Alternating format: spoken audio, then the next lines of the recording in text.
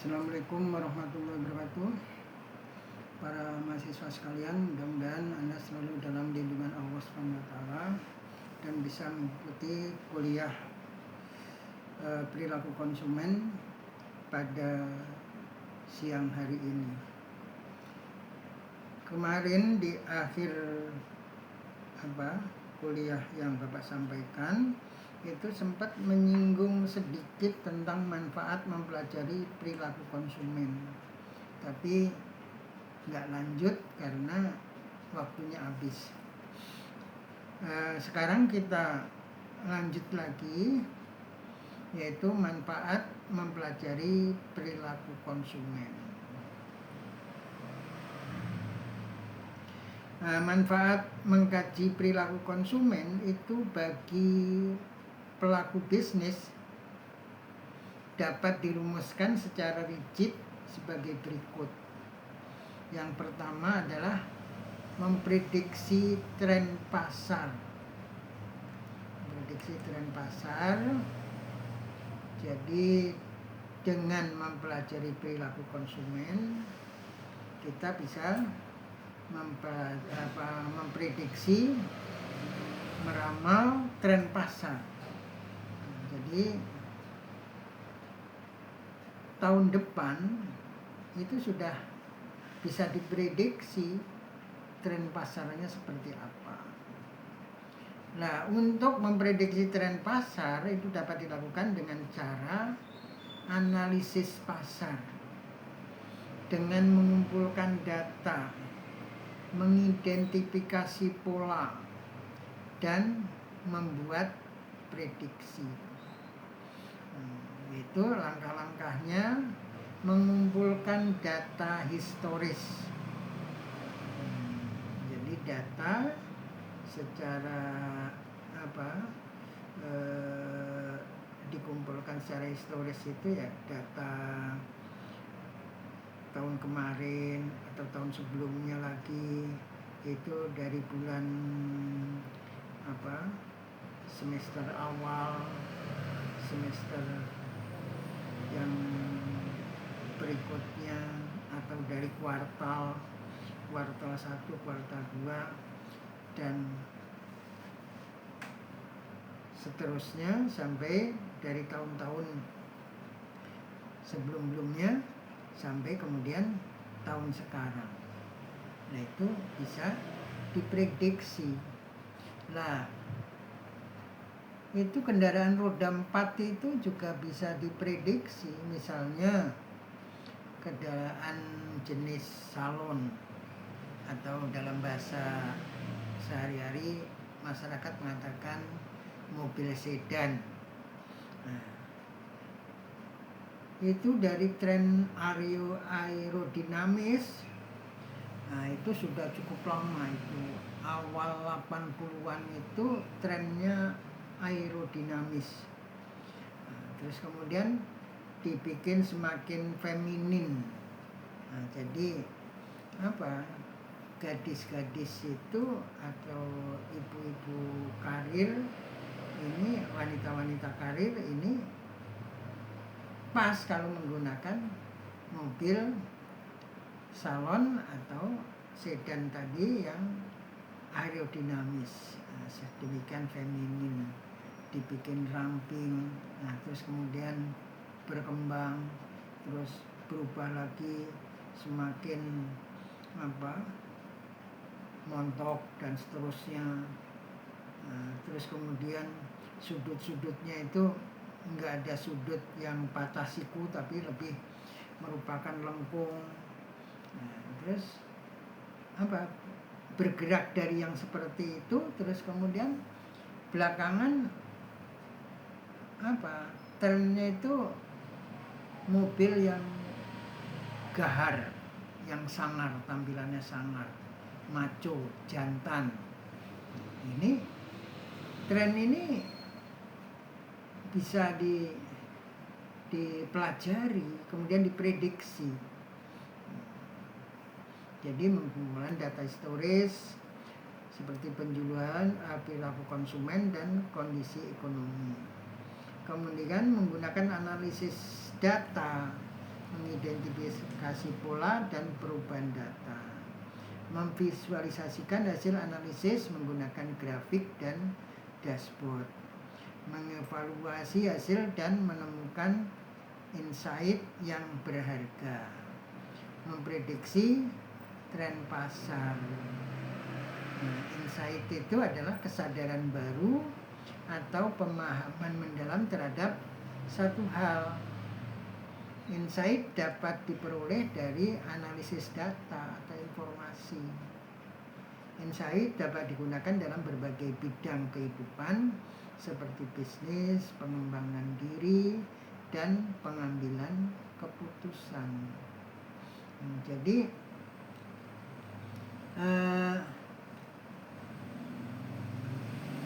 tren pasar ini juga bisa dilakukan dengan riset pasar, riset konsumen. Jadi majalah-majalah mobil, majalah-majalah mode, itu dia punya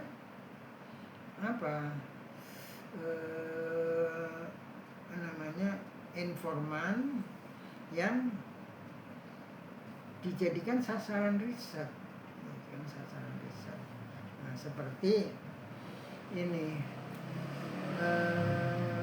tayangan TV itu kan menggunakan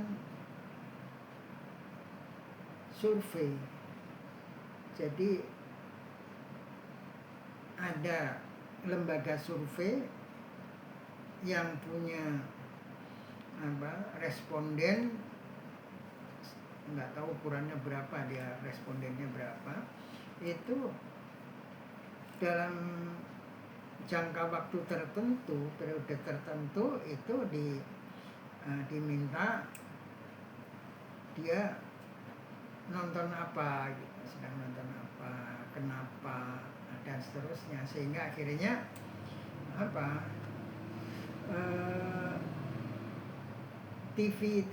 stasiun TV itu bisa menentukan pembagian waktu.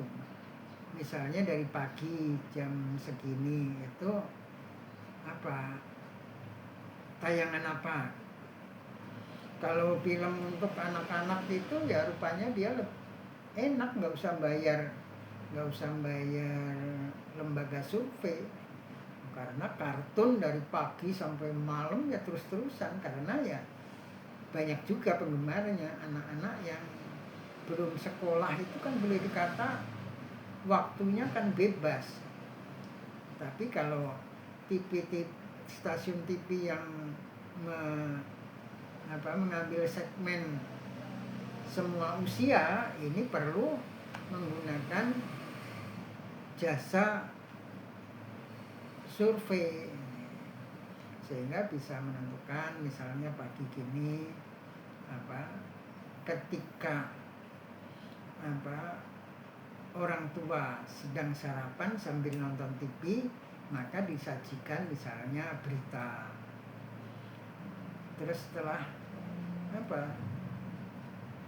bapak-bapak dan ibu-ibu karir ini udah berangkat kantor, tinggal ibu-ibu rumah tangga, maka disajikan sinetron, karena ibu-ibu ini senang dengan sinetron, kecanduan dengan sinetron. Jadi tayangan itu akan banyak pemirsanya.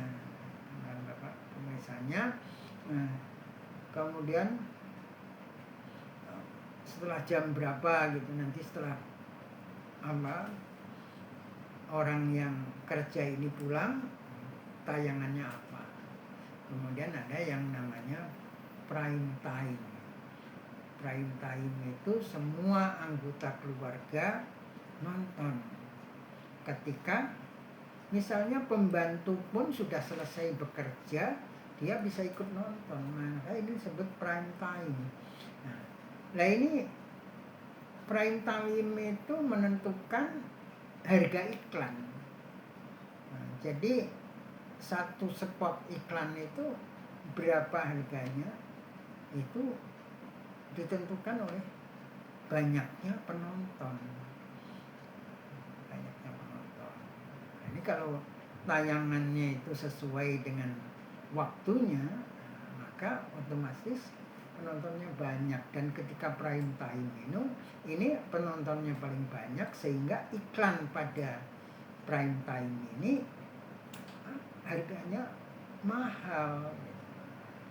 Nah, ditambah lagi di negeri kita itu kan iklan itu nggak kira-kira, sampai 1/4 jam iklan. Wah, ini benar-benar itu nyari duitnya lewat iklan itu sangat tinggi. Apalagi kemudian ada acara-acara yang favorit, banyak penontonnya, baik di studio maupun di rumah. Yaitu misalnya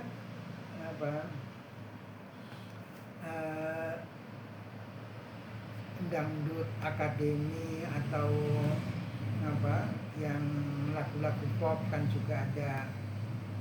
Ini juga kompetisinya. Nah, itu kan apalagi ini pinter-pinternya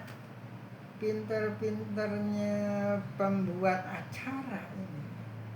Kan sebenarnya nggak fair ya. Terus akhirnya peserta itu menjadi sering nggak puas pesertanya. Karena apa?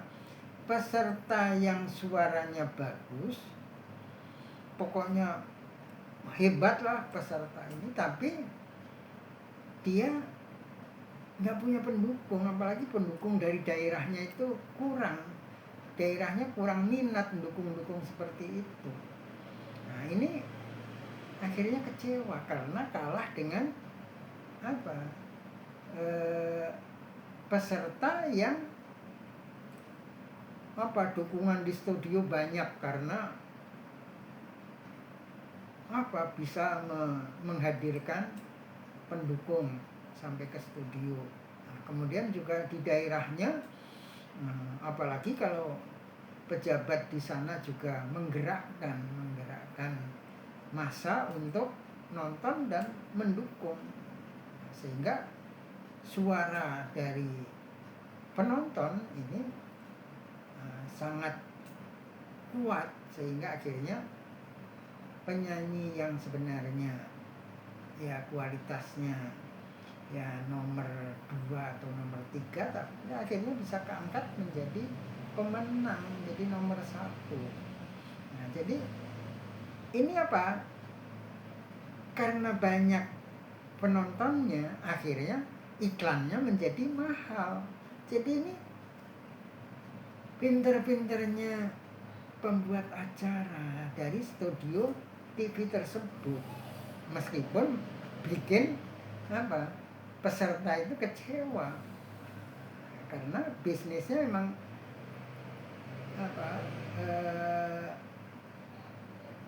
pengusaha hiburan layar kaca ini ya mencari uang. Maka kemudian hadiahnya juga besar-besar, sebenarnya itu juga jauh nggak sebanding dengan perolehannya. Misalnya pemenangnya dapat hadiah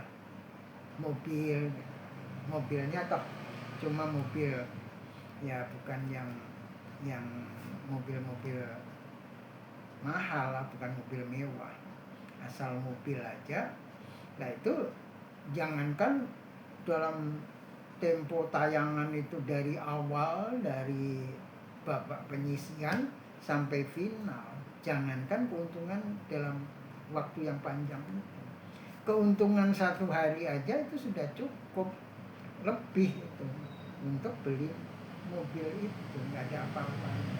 Jadi misalnya hadiahnya mobil mewah pun sebenarnya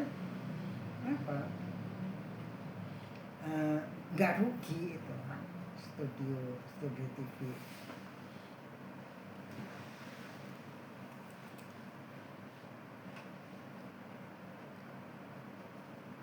Kemudian yang kedua, mengetahui produk yang paling tepat untuk diproduksi dan dijual. Yaitu tadi, stasiun televisi yang menggunakan jasa surveyor ini, dia tahu akhirnya produk yang tepat, bahkan paling tepat untuk diproduksi dan dijual, yaitu apa? Akademi Dangdut misalnya. Nah ini kan tenaga ahli yang mendesain acara.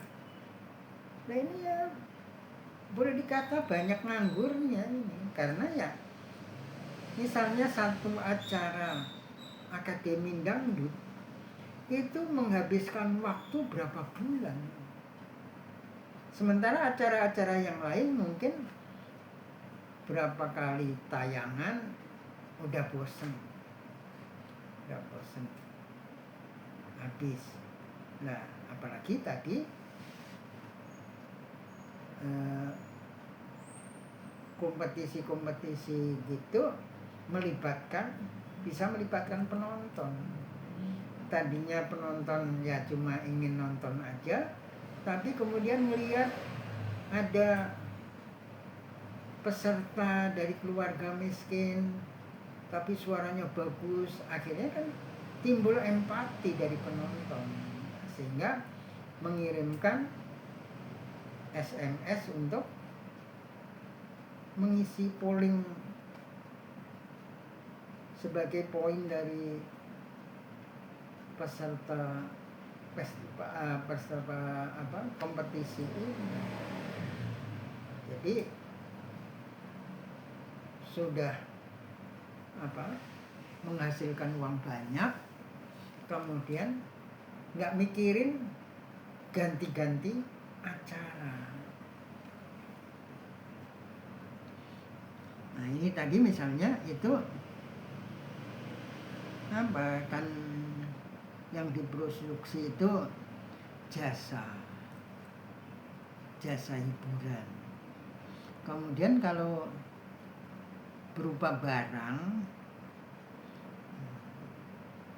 nah ini harus pintar juga. Jadi di sini mengetahui produk yang paling tepat untuk diproduksi dan dijual itu apa. Nah caranya bagaimana? Mengidentifikasi kebutuhan konsumen dengan cara melakukan survei kebutuhan pelanggan untuk mengetahui apa yang diinginkan, meminta umpan balik dari konsumen melalui ulasan produk, testimoni maupun keluhan. Nah jadi keluhan itu belum tentu menguntungkan orang yang mengeluh, tapi justru menguntungkan yang produsen itu. Yang mengeluh pancing umpan balik ini, misalnya barang-barang yang tidak cocok setelah dibeli bisa ditukar dengan tanpa dikurangi biaya pembeliannya. Kemudian ini mengeluh, pembeli itu mengeluh, tapi proses selanjutnya ternyata tidak dilayani. Tapi dari sisi mengeluh ini tadi itu sudah menjadi masukan bagi produsen. Nah, apalagi produsen itu benar-benar jujur. Nah ini juga karena keluhan ini dilayani, akhirnya ini juga menimbulkan pelanggan yang setia. Jadi pelanggan yang akan mau beli lagi karena keluhannya dilayani. Jadi tidak dilayani pun itu keluhan itu sudah merupakan masukan dari produsen, karena tahu bahwa barang tersebut itu kurang diminati oleh pelanggan. Kemudian menganalisis pesaing, menganalisis situs web pesaing, respon pengguna dan keluhan mereka. Jadi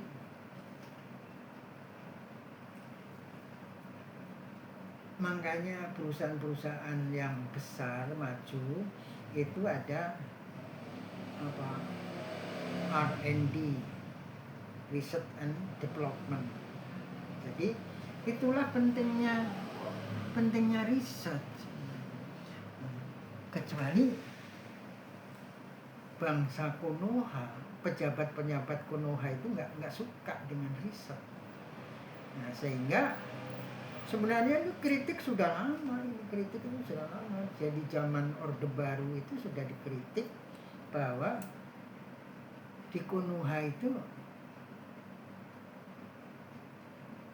sains dan penelitian itu belum menjadi bahan pertimbangan.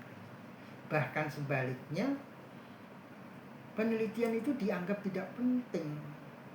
Dan ini anehnya, yang menyuarakan itu justru pejabat di lembaga penelitian itu banyak. Jadi rupa-rupanya memang lembaga penelitian ini atau peminat penelitian itu dihancurkan.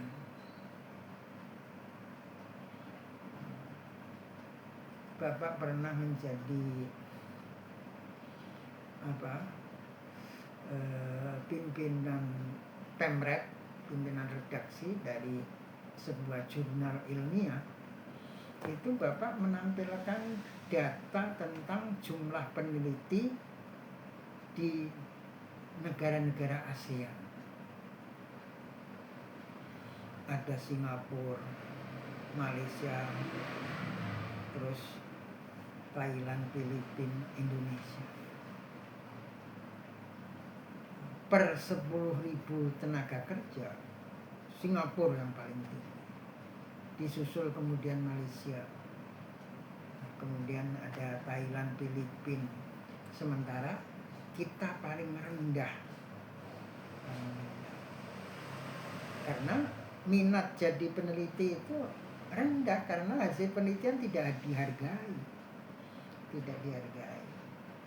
Padahal nggak ada negara yang maju tanpa kontribusi penelitian. Nah, Anda sekarang bisa nonton perang Amerika Serikat, Israel, dan Iran. Peluru kendali itu riset awalnya apa? Nyamuk.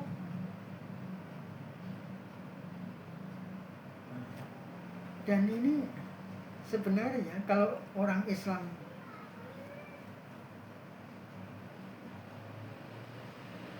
ya, penduduk negara-negara yang beragama banyak, yang mayoritas beragama Islam ini care terhadap ayat-ayat Al-Quran, itu kita harusnya yang maju. Karena Allah menyatakan Allah tidak malu memberikan contoh dari binatang yang kecil seperti nyamuk itu, yang nggak ada artinya. Ya ternyata nyamuk itu setelah diteliti hebat nyamuk itu.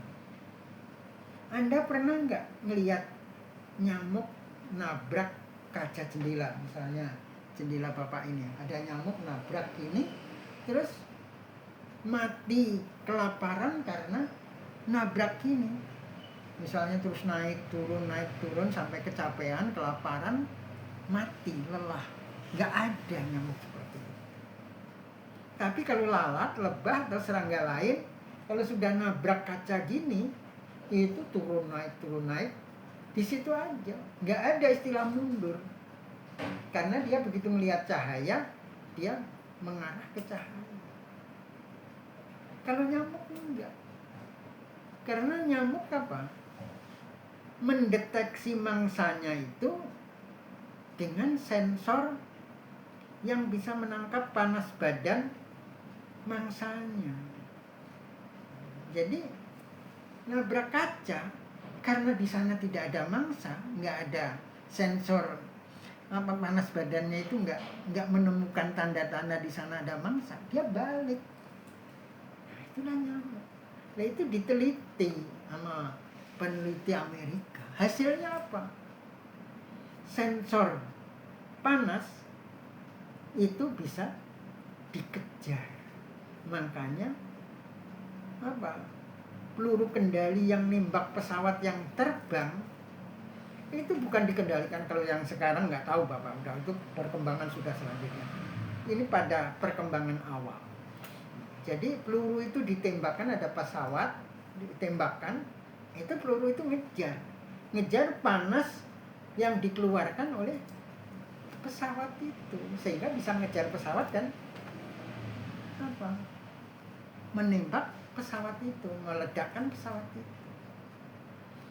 Terus Iron Dome yang awalnya Patriot itu, Patriot ketika muncul ketika perang Irak, Irak sudah membuat rudal untuk menghancurkan Israel. Tahu-tahu Amerika mempunyai produk baru, yaitu senjata Patriot.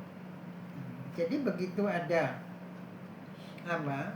benda yang melintasi yang tertangkap oleh radar ini, maka Patriot ini segera menyongsong ngejar panas peluru rudal ini. Akhirnya rudal itu meledak di angkasa, tidak menimbulkan kerusakan di bumi. Itu awalnya dari nyamuk. Itu kalau pejabat Indonesia yang ada di lembaga penelitian, ada peneliti yang mengajukan judul yang menurut mereka remeh-temeh, ditolak. Karena apa? Pada umumnya penjabat struktural di lembaga penelitian di Indonesia jarang yang paham penelitian, jarang yang peneliti, yang punya dasar penelitian. Diambil dari mana-mana, ya padahal kita kan orang desa aja tahu kalau suatu masalah diserahkan sama yang bukan ahlinya, fantadirusa'a. Itu orang di desa-desa, ustadz-ustadz di desa-desa itu tahu, itu hafal luar kepala. Tapi pejabat yang notabene beragama Islam pun di pusat, bukan ahlinya, dikasih jabatan itu senang aja karena dapat tunjangan jabatan yang besar, dapat fasilitas mobil mewah. Lupa itu. Jadi itulah hancur akhirnya penelitian di Indonesia, nggak bermutu, penelitinya nggak dihargai, hasil penelitiannya juga nggak dihargai. Sehingga teman Bapak pernah kebarengan ibu-ibu yang ingin mendaftarkan anaknya menjadi pegawai. Di kantor Bapak itu berjejeran, satu lembaga penelitian, satu lembaga diklat. Terus ketika ibu-ibu itu ditanya sama teman Bapak, anak ibu mau didaftarkan kemana? Mau saya daftarkan di diklat. Karena tanpa ditanya, karena menjadi pegawai diklat lebih dinamis dalam hal ini cuannya. sementara jadi peneliti enggak. Peneliti itu ya nggak pernah bawa duit orang, nggak pernah ngurus duit orang, jadi ya yang nggak bisa korupsi, susah. Paling korupsi merubah bil hotel itu cuma berapa, tapi itu pun dikejar-kejar terus, sehingga sekarang kantor itu lembur sampai malam cuma nyeleksi bil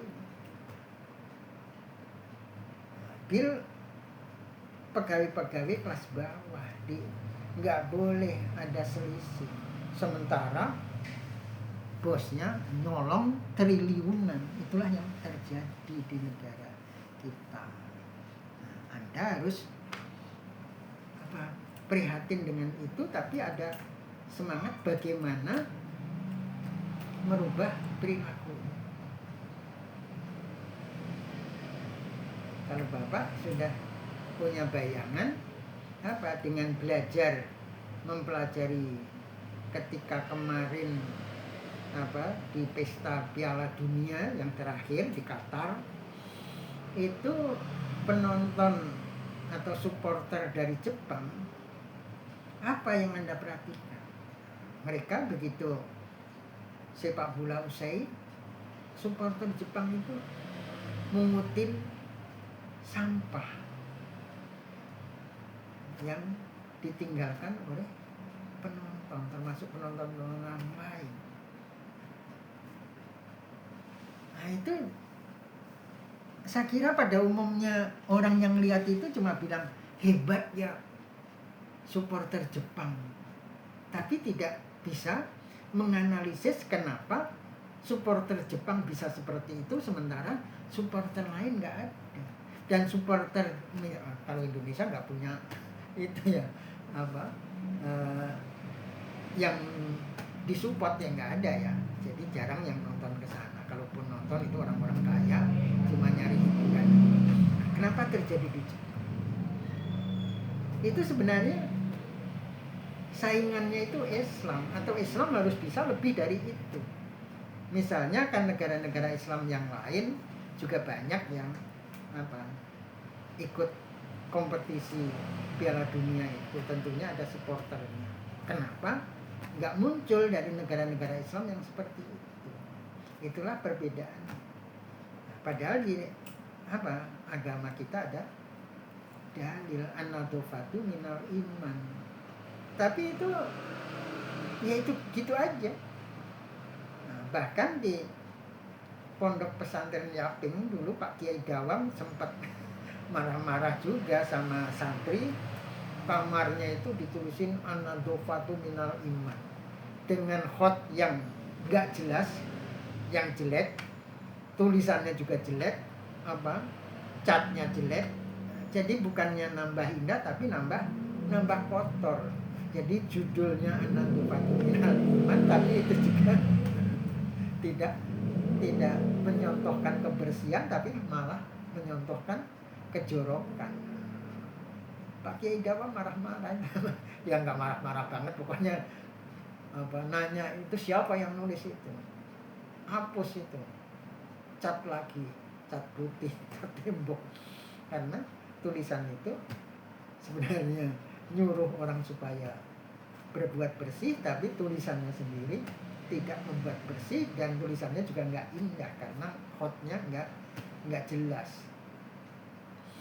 Jadi apa itu sebenarnya? Di Jepang itu ada ajaran dari agama Shinto untuk bisa dekat dengan Tuhannya, mereka harus bersih. Padahal kita juga ada itu. Kita kalau mau sembahyang ya harus bersih dari hadas besar dan hadas kecil. Tapi ini pengetahuan aja, sampai di situ aja. Ya dijalankan ketika mau sholat aja. Kalau hadas besar dia mandi besar, terus kemudian kalau enggak ya cuma wudhu aja.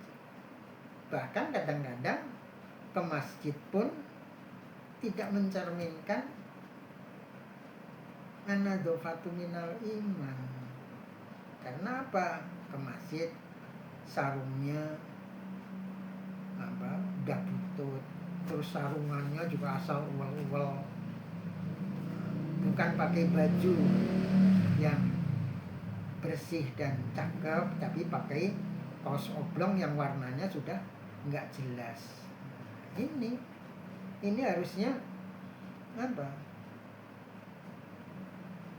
Jadi gini ya, pengetahuan tentang kebersihan di Jepang tadi yang merupakan perintah agama itu masuk pertama di ranah kognitif. Setelah masuk ranah kognitif ditimbulkan afeksi. Di ranah afeksi ini timbul dari hati, itu orang nggak suka melihat yang nggak bagus. Nah, setelah nggak suka ditimbulkan di psikomotoriknya, gerakan, menggerakkan anggota badan untuk melakukan kebersihan. Di pesantren-pesantren ada, rokan itu ada, tapi ini nggak rutin gitu. Nah, artinya ya itu rutin barangkali tapi sifatnya bulanan. Kalau di Jepang afektifnya itu diajarkan dari TK, sehingga Profesor Asid, konsultan dari Kementerian Agama, pernah cerita di sebuah forum yang Bapak ada di dalam forum itu, hadir di forum itu. Beliau mengatakan ketika baru datang ke Jepang, nggak sengaja dia melihat anak TK jalan, kemudian melihat tisu di trotoar, diambil, dimasukkan ke tas. Nah, Profesor Asif kebetulan nggak terlalu jauh dengan bocah TK ini, dikejar terus ditanya, kenapa kamu pungut tisu di jalan? Karena ini bikin kotor. Nah, kenapa kamu masukkan tas? Ya saya nyari nanti ketemu tong sampah terus saya buang ke tong sampah. Nah, itu dididik dari TK. Makanya ketika jadi supporter, jadi pertama secara afektif melihat tisu itu membuat kotor, dia nggak suka. Terus timbul secara psikomotorik, menggerakkan anggota badannya untuk mengambil tisu itu. Jadi dari TK kognitifnya sudah diajarkan, afektifnya juga dilatih, terus psikomotoriknya juga dilatih. Nah, kalau seperti itu, yaitu an-nadhofatu minal iman, itu ya jalan. Kadang-kadang ada tulisannya di sebuah tembok an-nadhofatu minal iman, tapi di bawahnya banyak kotoran bertumpuk-tumpuk. Nah, ini karena cuma kognitif aja, afektifnya tidak dilatih, kognitifnya juga. Nah, ini harus dilatih. Pendidikan Indonesia harusnya itu, semua itu terintegrasi secara kognitif, afektif, dan psikomotorik, semuanya. Korupsi kan ajarannya juga sudah jelas, ngambil hak orang lain itu nggak boleh, haram. Kognitif. Nah, terus anak dari kecil suruh membenci koruptor, dilatih di sekolahan itu, tayangin wajahnya koruptor, timbul kebencian dengan koruptor.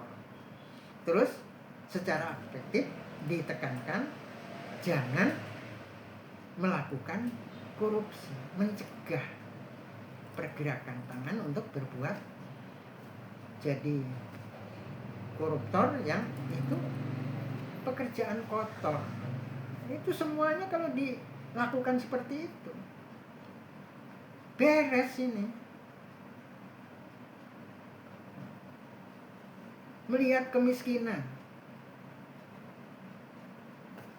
Islam diwajibkan zakat, nanti ada zakat fitrah. Kemudian puasa sendiri ini juga empati kepada orang miskin. Kognitif ada, afektifnya gimana? Timbul benar-benar apa? Empati kepada orang miskin apa enggak? Nah, terus psikomotoriknya gimana? Ada keinginan tangan menggerakkan duit di saku ke orang miskin enggak? Semuanya harus itu tingkatannya. Dari kognitif, afektif sampai psikomotorik. Beres semuanya. Kalau enggak di itu, semuanya cuma jadi pengetahuan aja. Omon-omon aja. Gebrak-gebrak muncul. Afektifnya enggak ada, psikomotoriknya apalagi. Nah, jadi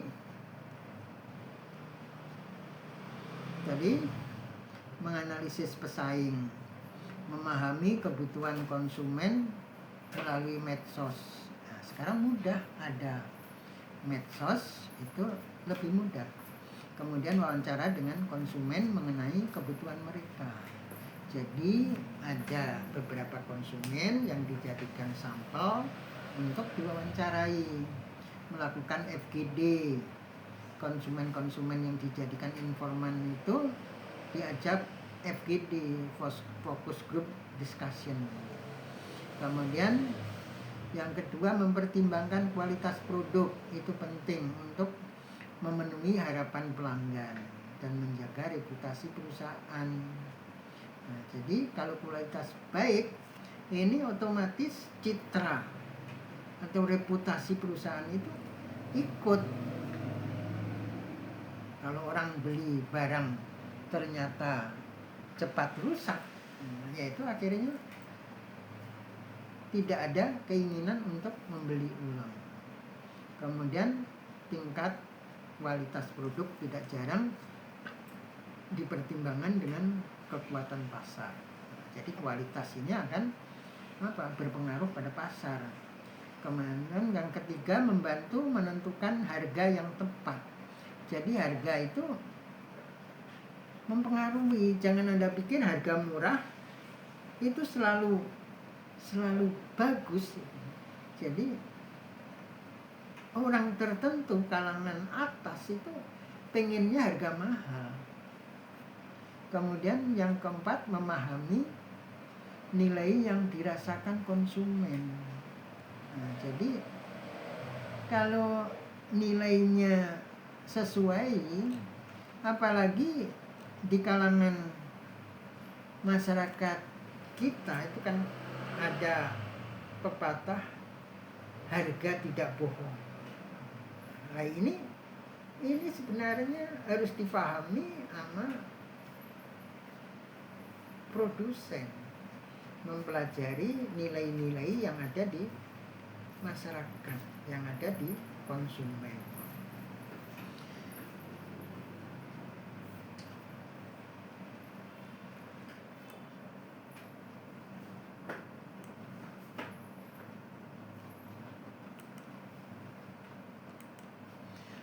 Barangkali sampai di sini karena sudah 43